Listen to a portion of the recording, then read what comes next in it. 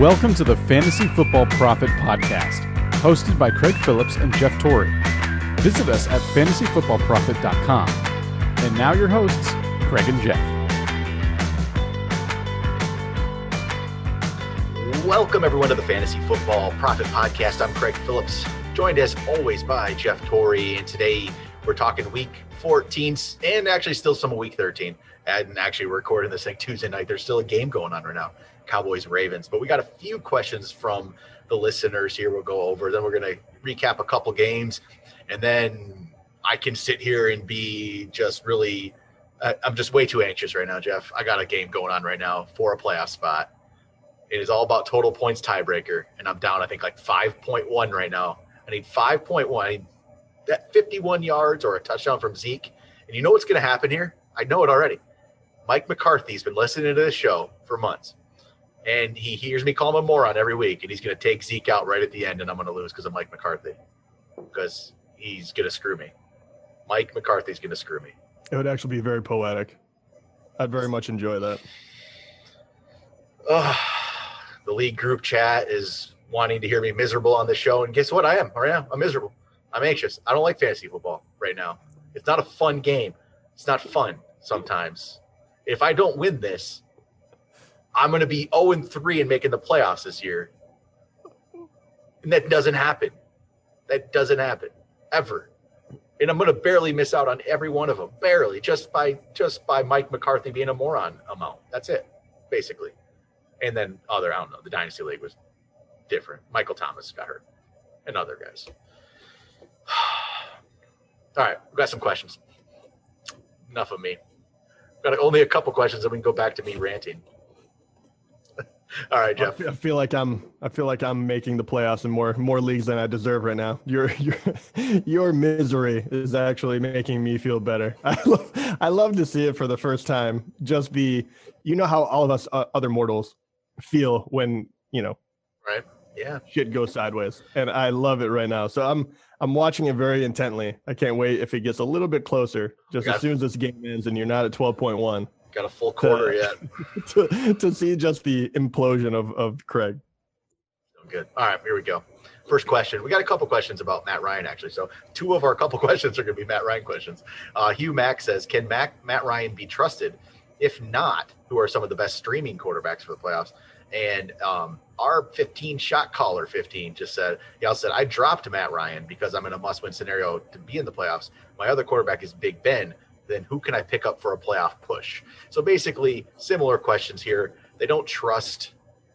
They don't trust Matt Ryan, and you want to know who do we pick up instead? And I'm with them there. I don't trust Matt Ryan either. I don't know about you, but I don't trust him right now.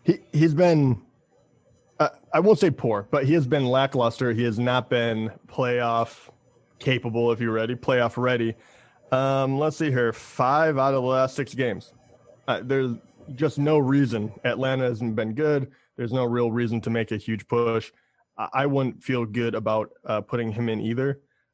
So the other person he did mention is interesting, right? So he got Big Ben. And even in the huge upset, Washington beating him, he still got 22 in standard, right? The last 3 games, once again, underwhelming, but I definitely feel better about Big Ben. Where do you stand on him before we get to anyone else?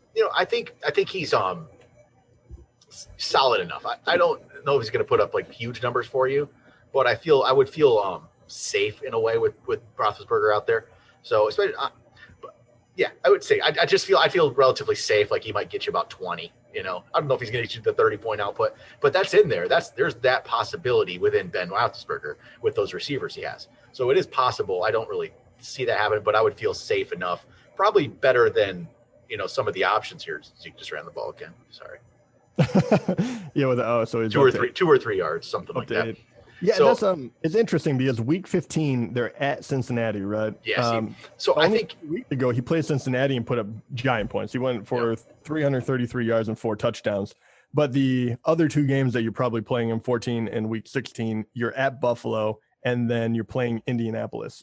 Obviously, a lot better defenses than what Cincy's got going on. Do you would you feel good enough? Obviously, everywhere you're going to play him against Cincinnati, I assume, right? Yep. But what about the other two? Is there another player you would rather have instead of him? No, I don't think so. Actually, for this week, I don't think there's a player that I could find on the waivers that I would like better. The only possible option, I think, would be if Tom Brady's out there and he was released because of his bye week last week, which happens. I mean, Tom Brady was probably released in quite a few leagues because of the bye. So if Brady's out there against Minnesota, I think I would like Brady in week 14 better than Roethlisberger. But I don't feel like there's many other options there that I would like better. I think that's truly about it. I don't see another option that I think, unless, I mean, if Stafford was out there, Stafford might be the one. It's hard to say. I don't know exactly. Oh God, Zeke, catch that. Sorry. God. And now he's going to the sideline. Mike McCarthy, frickin' moron. Don't put Pollard back in the game. 1 second. I'm trying to watch this replay. Yeah, I'm gonna buy a Pollard jersey if he scores right here. Okay, but yeah, I just don't see. There's not a guy out there. It'd be if Stafford was available, I'd probably like Stafford better than Roethlisberger too. But I think it's close. They're really close. So you're trusting Stafford's last game.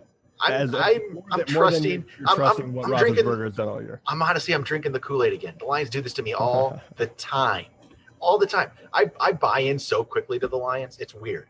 But I buy in so quickly and I go away so quickly too. It's just, it happens every time. But that's about it, I think, for the options. I don't really, honestly, that's okay. But in the scenario where you don't have Roethlisberger, like the other guy says, if you're looking for a player to play other than Matt Ryan, which I think you'd go, I mean, okay, this is an interesting one. Would you go Phillip Rivers? He's been playing solid. Is that at the point where you're like, just go with Matt Ryan? No, I mean, it's a legit question, right? The last 3 games he's been over 20. He's done fine, right? And that's, I mean, they're against teams that I don't necessarily think have a very, they're not great against the pass, right? You're going Green Bay, Tennessee, Houston. Tennessee just got gouged by Baker, which is another name we should just bring up just in case. But, you're going at Las Vegas. I mean, he's not the worst one by any stretch of the imagination. Phillip Rivers would be in the running for me. I have a harder time. This might be a personal bias. I have a harder time going towards him because we have seen the very low games, right? He's had multiple in the year where he's even below double digits. That could happen, and that could absolutely destroy your chances. So that's why I kind of lean away from Phillip Rivers, because even though he's played well in the last 3 weeks, we've seen him completely shut down too. Yep. What do you feel about Baker Mayfield? I saw a few things float out there that people actually believe he might be an option moving forward. I want to get your opinion on this because he did go off, right? Yeah. And we talked about it a little bit, but I don't really love it against Baltimore necessarily this week.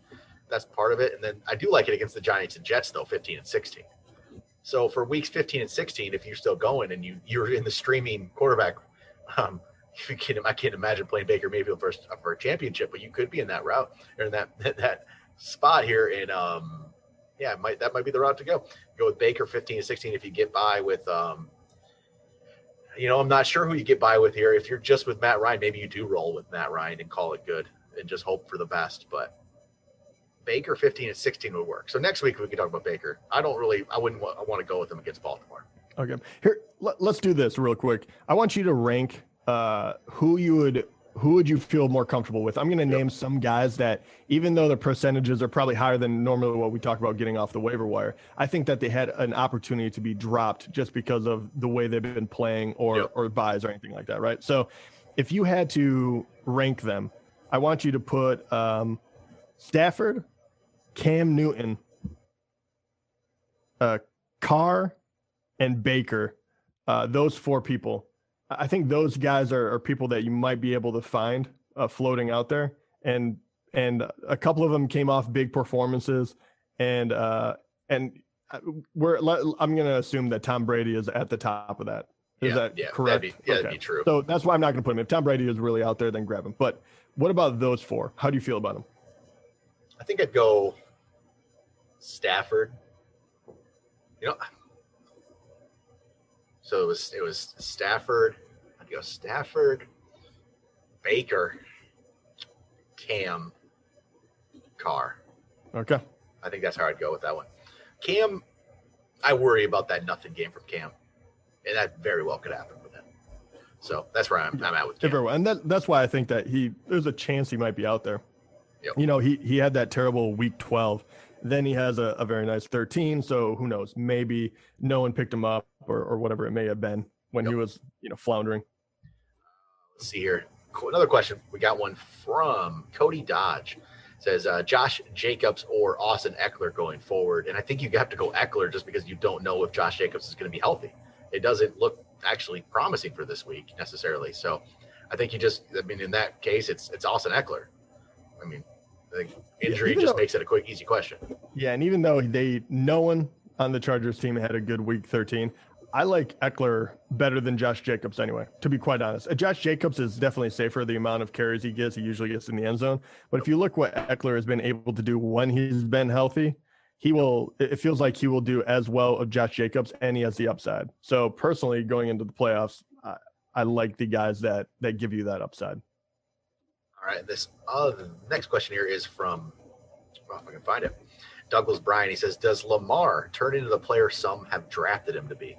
So we had talked about getting Lamar for this playoff run, and this question came in before tonight's game, which he actually currently, with 13 minutes left in the game here, he's at 28 points in 6-point touchdown leagues right now.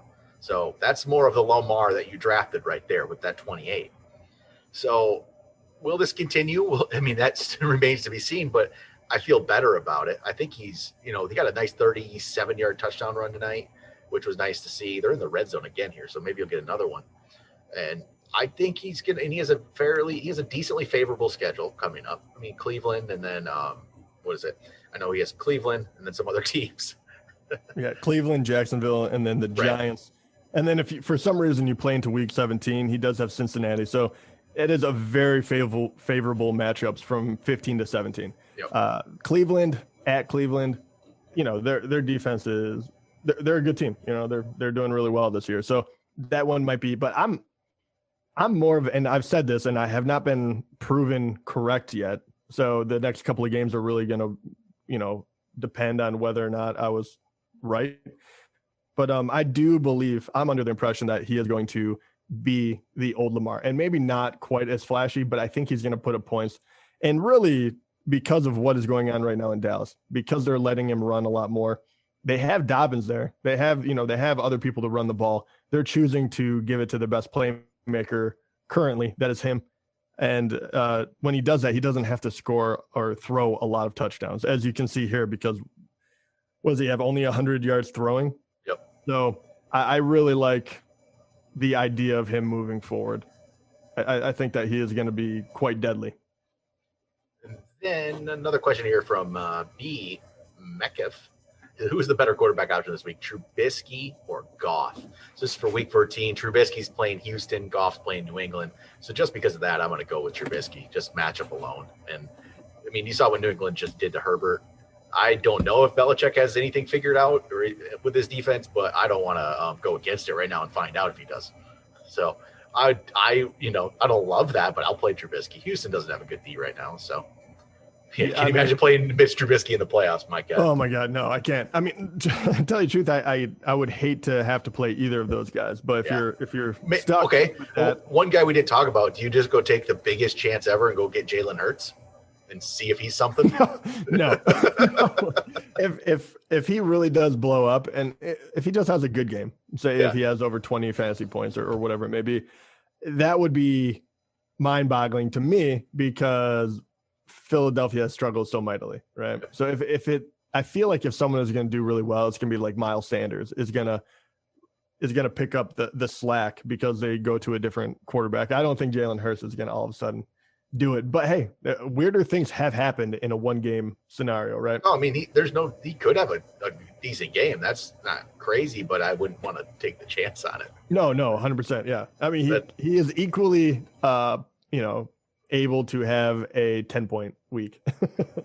And then final question comes from Mr. David Lawrence. He says, who are a few good ads to bolster your playoff run roster? And to be 100% honest, there's not a lot of them. There really isn't of guys who are at this point available. Like, I mean, we talked about Wayne Gallman for a couple weeks, but at this point, he's probably on rosters. If he's out there, sure, go throw him on your team.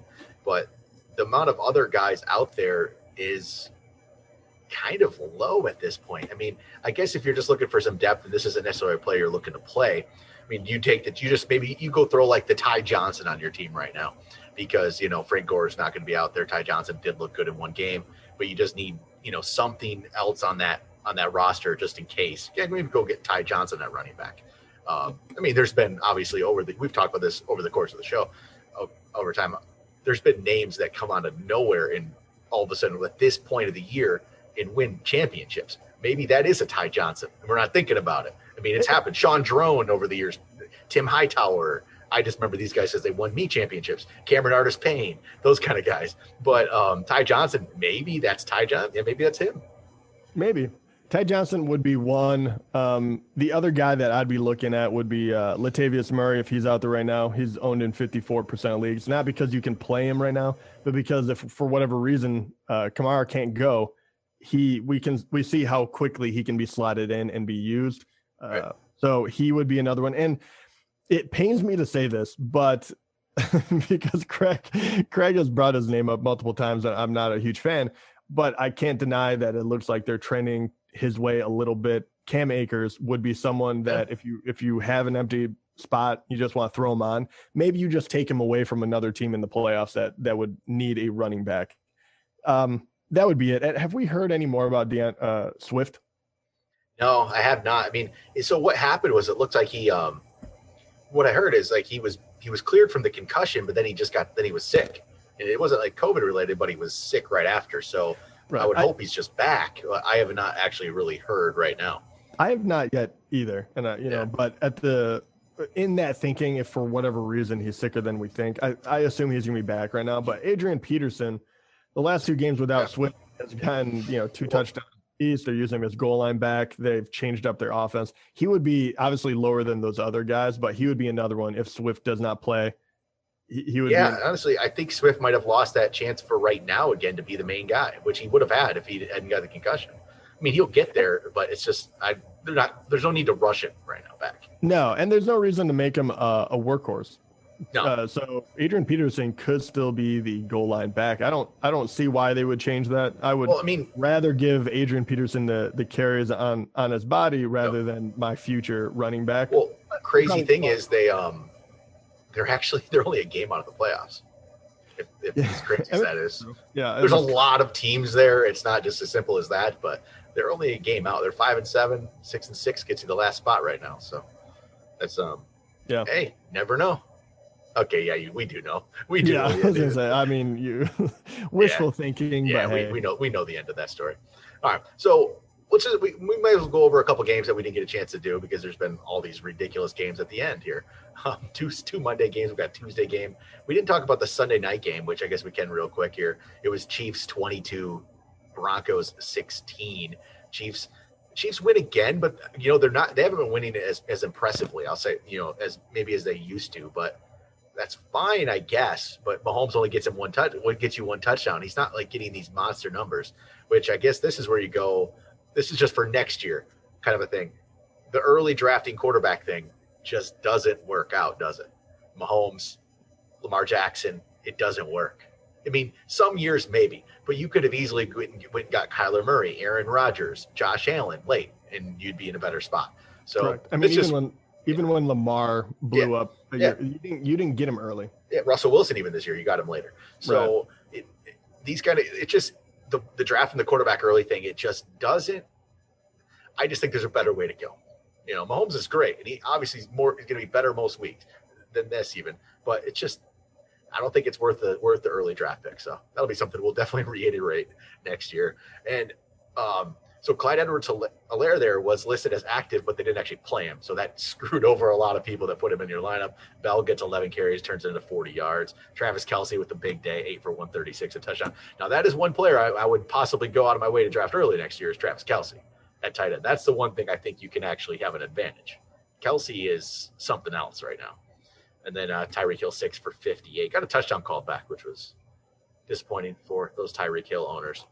But Denver is, Denver. Melvin Gordon, though, 15 for 131 because of his 65-yarder. That helped. Drew Lock was 2 touchdowns, 2 picks. Phillip Lindsay, 14 carries for only 26 yards. So that was ugly. And then they're receiving it when Tim Patrick got 2 touchdowns, but not a lot going around. Drew Lock is, I don't know. I don't think he's really progressed and really become a quarterback like we thought maybe he could have been. We saw at the end of last year. It just really isn't happening, I don't think. It's just not. I don't know. I don't know much of a future he has, honestly. Usually by year 2, we can see a little bit more. He really hasn't shown me much. No. This whole team really hasn't. It's been a very confusing offense. And, injuries and all that aside, I'm kind of with you on Drew Lock. I'm not ready to write him off. I do think that he has some talent. I think he has some arm talent.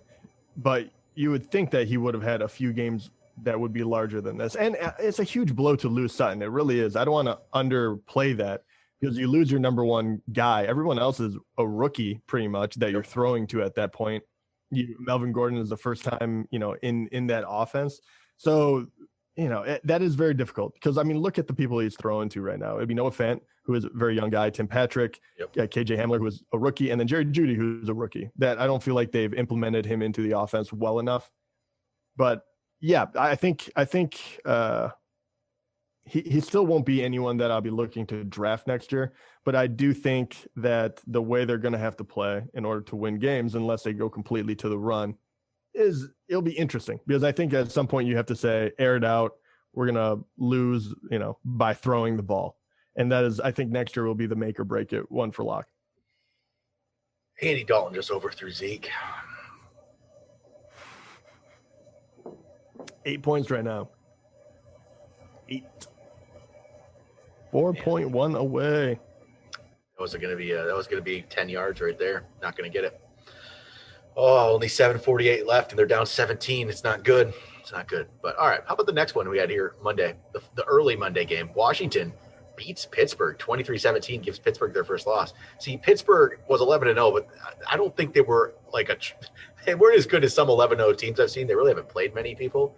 But Washington's, with Alex Smith, they've been better. They really have. And Alex Smith was 31 of 46, 296, and a touchdown. Solid game for Smith. But I guess the story in this one for Washington was Antonio Gibson going down. We don't know the extent of that. He only ended up getting 2 carries for 14 yards before he was down. Peyton Barber comes in. He gets him a touchdown, but he does Peyton Barber things with 14 carries for 23 yards. That's what Peyton Barber does for you. So just don't go trying to, there's Zeke. Come on, get that first down. Always right there. That's 4 yards. They're going to give him 3 yards. I'm closer. I'm like 3.8 now. But Peyton Barber, just don't buy into that. Nice to see Logan Thomas 9 for 98 and a touchdown. He is a tight end you could possibly use here. It would be Logan Thomas. And then McKissick, if you're in PPR, you could probably have McKissick in your lineup here. 10 catches for 70 yards. Just massive game for McKissick with the catches there. Then how about Pittsburgh, though? Roethlisberger, 33 of 53, 305, 2 touchdowns. He got the touchdowns both early, and then it just nothing happened. I don't know what happened. They just got up 14-0, and then just, I guess the non-existent run game was probably the problem. How about look at those numbers on that run game? That's ugly. Oh, it's incredibly ugly, and they did not stick with it either. I mean, they have 14 overall rushes, one of them being with Big Ben, which doesn't really count. They couldn't get anything going. And it's a strange one too, right? Because if you look at just the numbers, and I don't believe a defense scored a touchdown, but Washington, it was tortoise in the hair. They were able to move the ball just enough in order to get into field goal range, because they didn't move the ball rushing at all either. I mean, Peyton Barber, 14 carries for 23 yards. Antonio Gibson, 2 carries for 14, obviously getting hurt. J.D. McKissick, 5 for 8. And then on the Pittsburgh side, 4 for 15 for McFarland. Benny Snell had 8 for 5, and Jalen Samuels had the lone carry for 1 yard. There wasn't a whole lot going on here. And if you were going to line up the team like that, I would say, Big Ben would be able to outthrow Alex Smith. And he technically did, right? They both had around 300 yards. Alex Smith had 1 touchdown. Big Ben had 2. But, when it came down to it, they just couldn't move the ball in the second half. And I think what you're seeing is Washington with an offense that does not turn over the ball, gives their defense a real chance to look better than they are and give some of their young guys some real chances to shine. And that's what happened because Pittsburgh, first of all, has a great defense. We all know that. And they have a wonderful offense. The fact that Washington could even stick with them and play that grinded out game where it wasn't some one big crazy play, I think is really wonderful for them. They're 5-7. I'm not thinking that they have any chance at a game out of the playoffs too. Yeah, they one are, of many. I don't think that they're going to either. I think this one might just be, hey, actually, no, wait, they're not one out of the playoffs. I mean, they're in the NFC East. They're tied for the playoff league. Tied for it, yeah. They might make the playoffs because of the terrible division they're in. That's right. I mean, I guess that's possible. I don't see them doing anything once they make it. Oh, no, they won't do anything once they get there. But I think this is just what happens when you're late in the year. I think just guys are tired, and and then you lose a game you should not lose. But in the long run, this might be better for them because you don't want that added pressure because like you said, this is not a New England team, right? I don't want to take anything away from them. They're 11-1. They're one of the best teams in the NFL, but they're not like New England of yesteryear when they're going into the playoffs undefeated and everyone's like, they're the only team to beat. Like even now, even when they were undefeated, people were probably putting 3 teams over them. Right. They just weren't the team necessarily. So I think this will be good. I think this will kind of even it out.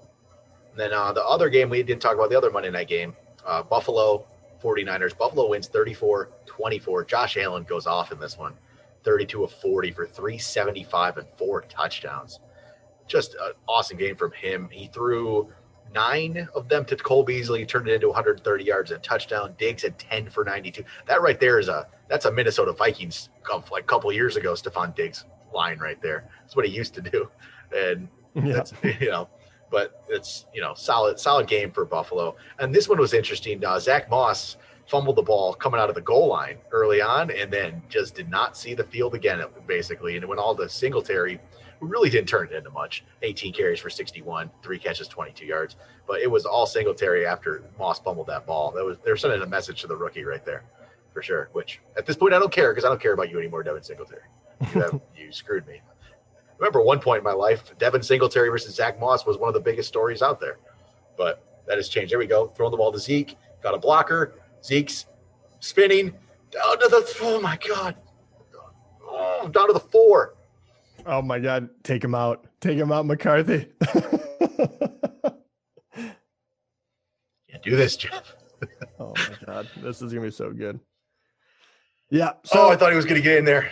What were we talking about? Buffalo, Singletary, screw you. Yeah. How about the 49ers? Josh Allen was awesome.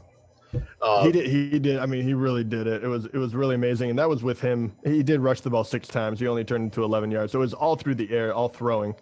And on the other hand, hey, Nick Mullins actually did pretty well. 316 yards, 3 touchdowns. He did have 2 picks. But with that, Brandon Ayuk had a good game, 5 catches for 95 yards and a touchdown. Debo, 6 for 73. Other than that, Jordan Reed and Kyle Chusek, how do you say his name? I misspoke that one. But both of them caught one, but they didn't have anything else going on. So that is pretty much summing up the rest of the NFL that played late. And what's it looking like on your end, buddy? Mike McCarthy is a moron because it was first and goal. I mean, you're at the 4. I get it. You're at the 4. Run the freaking ball more. I mean, okay, they didn't run it. He got nothing. I get it, but still. Run the ball. Run the ball. I mean, that's all I'm asking of you, right? Just run the ball. Here we go. First and goal from the 1, Jeff. They got a penalty. First and goal from the 1. First and goal from the 1. Let's see what they're gonna do. I'm sorry. It's to Zeke. And oh my God, no, he's not in. He didn't make it. Take it out. It's time to put in Pollard. Oh my God. I can't do this. Oh my God, Jeff. What is going on? They're running it again. Here we go again. What's going? Oh, come on. This is ridiculous. Hand it to Zeke. No, not again. You got stopped. Oh, we're gonna watch him melt down live. Oh, this is my favorite episode of all time right now. Can't end this show. He tried. It was a good effort, Zeke. I give you that. You lost him. He lost a yard. I need more points now. Well, it won't matter if he got in. All right, here we go. 3rd and goal from the 2. Just do it again. Run it again, Mike. Okay, I can't. Well, I guess I can't blame him. It's to Zeke. Zeke's trying. He's not in again.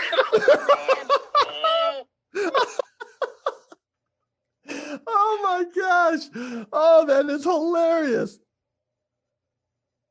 Oh my gosh. Well, they have to go for it again, right? I mean, 4th down, but they probably won't get it to Zeke, I assume. They're at the 1, though. He's still there. Oh my gosh, this is spectacular. No, it's not. Oh. Touchdown, Amari Cooper.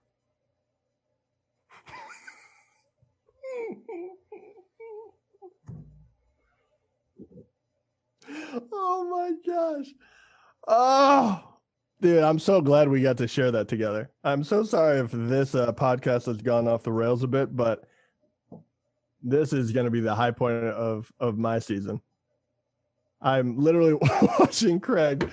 Oh, so sad. So sad. Officially, well, not officially, 4 minutes ago or so, but it's not looking good. This might be the death of all 3 teams. I mean, and I don't even know well, you got what you wished for. You got what you wished for. And maybe Mike McCarthy knew something about Zeke and his goal line abilities. I can't blame Mike McCarthy anymore. I can't.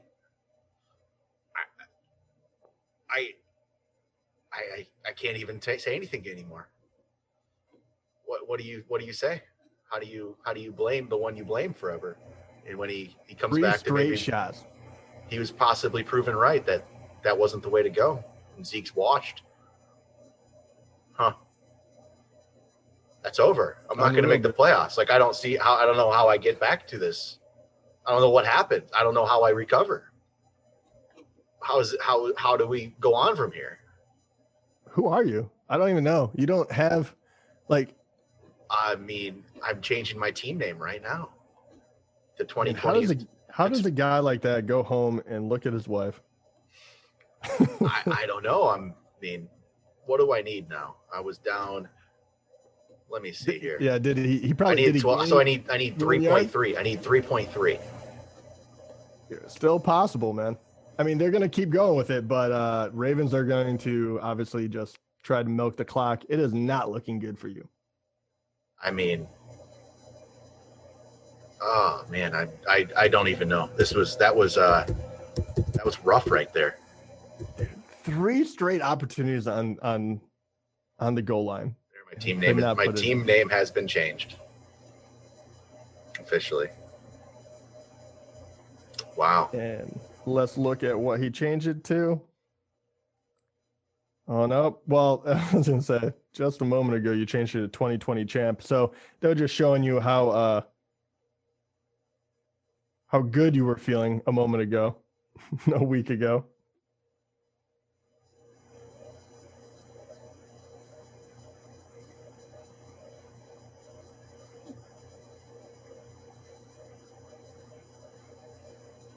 No, it hasn't changed. I would love to share it. You just probably have to refresh. But anyway, I think the team name is Loser. Loser. It has not refreshed. Oh no, it has now. So that's lovely. Loser. Well, you might want to. There's 3 teams, so you might want to throw one more on there just for good measure to be accurate. But I get where you're coming from. I don't know. I could get used to sad Craig. This is pretty good. But anyway, I believe this takes us to the end of this podcast. If you do have any questions, please send them in. We will obviously we'll be doing the podcast, even if Craig is sad and wasting away, not knowing what to do with his time as he's watching everyone else win titles. But yeah, this year has been it's been rough. but this is just a small gift that it's giving to me. Do you have any? Do you have any last parting words for the listeners here? No. No. All right, I'm done. See you guys next week. We'll talk Sunday night. Probably. I have nothing to play for. I don't know. Do I have anything to live for at this point? I love depressed Craig. Oh my God. Mean, I don't even think I made I didn't make the playoffs in any of the expert leagues I'm in this year. You really? Really? I didn't make the playoffs in the league I'm in with Joe. This is strange. A strange year. I think I made one league playoff possibly out of like 10. I love in a couple relegation leagues. Yeah. But okay. still. Well, yeah, you did. So I made the playoffs. I probably went like 4 for 30. Good percentage, right? Dude, okay. What now that you can't blame Mike McCarthy, is there one thing that you can really point to say this injury, drafting this person, this way of thinking really did not work for this year because of everything that's been going on? And I don't want to give you the out because of COVID and how everything's been weird. There's two things. So the main league we're in, not this current league that Zeke's screwing me, but the other league that Zeke screwed me is Zeke. Zeke is the main reason. I will say, honestly, truly, it's Zeke. Everything else is Zeke. That one was Zeke and Kittle. It was Zeke sucked and Kittle got hurt because the rest of my team was pretty solid, actually. I thought, Kyler Murray was good. Devin Singletary. There's Devin Singletary. That one kind of sucked, but yeah, but he was later in the draft anyway. But that one was okay. This league that we're talking about right now, it was the combination of getting Zeke and Mixon. I thought I was golden. Zeke and Mixon. This could be a great combo. That did not work. That did not work at all. I'm stuck playing like nobody this week. I don't even know who at this point. Who the heck did I play? Myles Gaskin, who actually was my best running back. My God, he's not bad. He was my best. Myles Gaskin and Miles Sanders. Sanders gave me a nothing. But it was a rough one for running back. It really was. Yeah, but I did trade for Devontae Adams in this league, so I did something right. But the quarterback situation did kind of. I've been trying. I should have paid more attention to getting a good quarterback, but I have Ben Roethlisberger this week. Which, he was fine this week. Yeah, he would have. If he would have just done anything in the second half, I'm in the playoffs. Yeah. Anything. I was gonna say he still got 22 in standard. Yeah. He was fine. I mean, it's hard to point at him. I mean, he's been good. Just anything. Grasping at straws here, but yeah. Oh my God, that is wonderful. I feel like I've won a championship already. So good. But all right, I got to screen capture this. I'm gonna put it on a T-shirt. I'm gonna wear it to the draft next year. No good. All right, it's a long episode. Yeah. I don't know. I don't think anybody's listening anymore. No, This was our fault. This one went off the rails, but this one was for us. this one was for my amusement. It was, and I guess that does it for the mailbag show. Is that what we call this? Yeah, I don't know. You might as well call it the highly depressing. To shuffle. Oh my gosh. I can't believe what just happened. I mean, how does this have to happen? How does it happen? Three plays from the inside the 2. Oh my God. It literally couldn't have played out any better. It really could not have. Yeah, just all right. I'm ending this show. Talk to you guys. I'll be back. I'll recover for Sunday night. I'll be fine. I'm sure I'll be fine. We'll see. I'm sure I'll be here talking on the show. And then you never heard from him again. Sunday night. We got. Come on. All right. That's it. See you guys next time.